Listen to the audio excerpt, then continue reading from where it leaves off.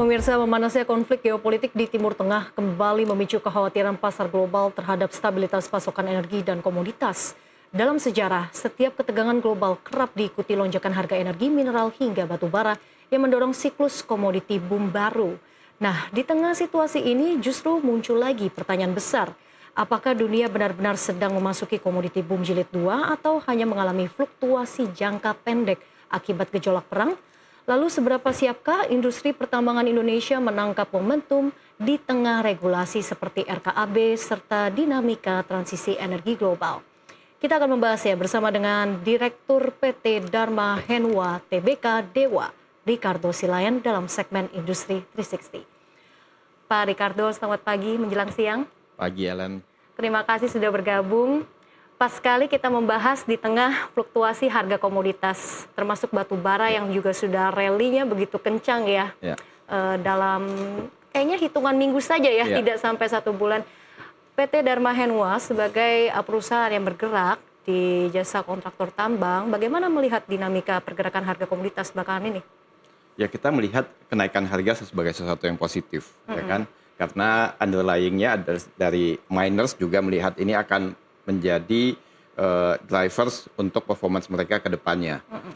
Bahwa kita sudah melihat dari awal tahun kurang lebih harga kalau ngelihat Newcastle itu naiknya udah lumayan cukup tinggi kan, udah naik 30%. Sebetulnya tadi Ellen udah sempat singgung naik 150 sebelum retract lagi 130-an. Dibanding tahun lalu ini kenaikan yang cukup signifikan, di mana memang harga kalau kita ngomong spesifik batu bara bisa dibilang udah low sekali. Jadi any price increase is very positive for the sectors. Kedepannya apakah ini bisa long lasting? Ya, remain to be seen. Ini yang kita harapkan akan terus berlanjut. Gitu. Oke, sebenarnya kan yang mendrive harga komoditas, salah satunya batu bara yang juga naiknya begitu signifikan sejak awal tahun itu gara-gara konflik yang terjadi di Timur Tengah. Apakah ini bisa dikatakan menjadi siklus komoditi boom baru atau hanya volatilitas jangka pendek saja?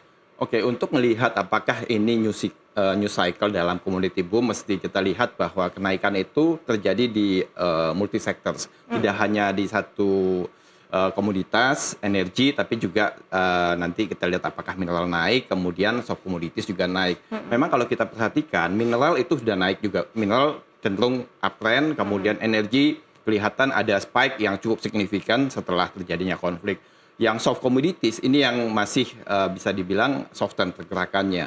Nah, seberapa tinggi akan naik ini tergantung dari berapa lama konflik ini akan terjadi. Semakin lama konflik tentu saja akan menyebabkan supply shock-nya juga akan berkelanjutan. Nah, ini akan menyebabkan price to be sustained at the high level.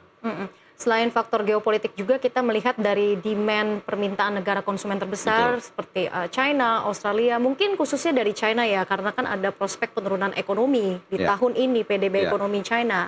Nah, apakah ini juga akan mempengaruhi dari sisi permintaan dan juga aktivitas tambang?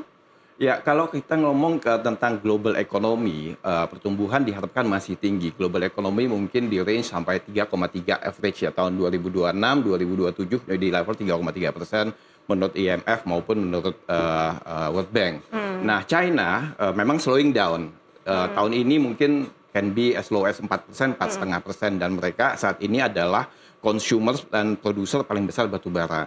Nah, memang kelihatan kalau di pergerakan harga yang di global market, harga batu bara tuh naiknya udah 450 ke 130, naik 30% plus dibandingkan dengan setahun lalu. Sementara kalau kita lihat kenaikan harga domestik Cina itu lebih soft di kisaran 10% plus. Dari itu menunjukkan bahwa memang sisi positif, tapi memang belum setinggi yang kita harapkan.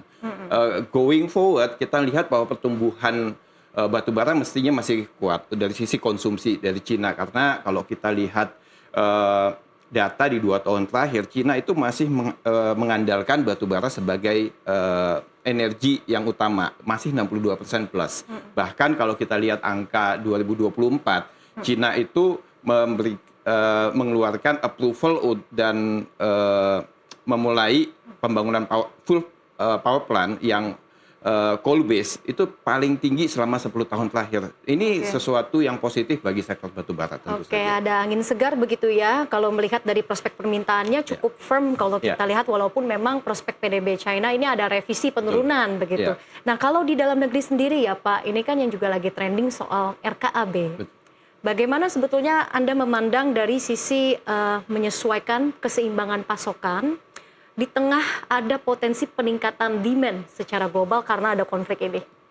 Ya, kalau dari sisi kapasitas memang Indonesia untuk ngomong spesifik batubara kapasitasnya besar sekali, di atas 800 juta produksinya per tahun.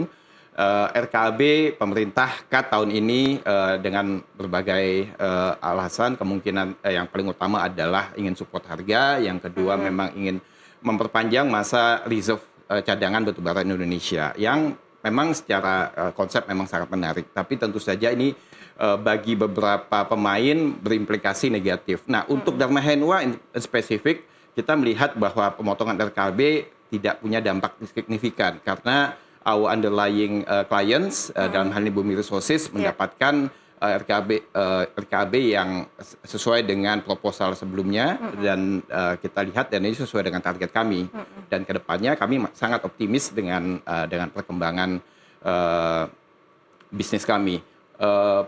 Bagaimana respons dari mining contractor itu tentu saja tergantung dari kondisi perusahaan masing-masing. Nah, dalam hal ini Dewa bisa dikatakan paling siap dibandingkan competitors. Kalau kita ngelihat our competitors, terutama yang listed misalnya ya, in the last 2-3 years mereka performance-nya cenderung menurun. Kalau Dewa malah terutama tahun 2025 kita menunjukkan kenaikan yang signifikan baik dari sisi operasional maupun sisi keuangan. Itu yang menyebabkan kami juga sangat-sangat optimis dengan masa depan kami 1 tahun medium term sampai even long term. Oke, tapi kalau kita berbicara dengan peningkatan harga komoditas khususnya batu bara yang mengalami kenaikan yang begitu signifikan, seperti apa dampaknya terhadap mining fee ini misalnya untuk PT Dharma Henwa? Nah, dampak ke mining fee, kalau mining fee itu biasanya kan sesuai dengan kontrak ya kita dan itu biasa ada yang 5 tahun, ada yang life mine tergantung dan ada formula adjustment ketika harga ada beberapa indikator maupun faktor yang dimasukkan dalam di situ. Nah, untuk saat ini kita tidak mengharapkan atau berekspektasi ada penyesuaian di mining fee dalam hal misalnya yang negatif. Bahkan kalau biasanya kalau underlying sektornya naik kencang gitu ya, itu akan ada positif impact ke rate-nya mining contractors. Nah, memang kalau kita lihat harga tahun lalu itu sangat rendah. Jadi everything in terms of rate itu udah price in. From our side should be on the upside risk.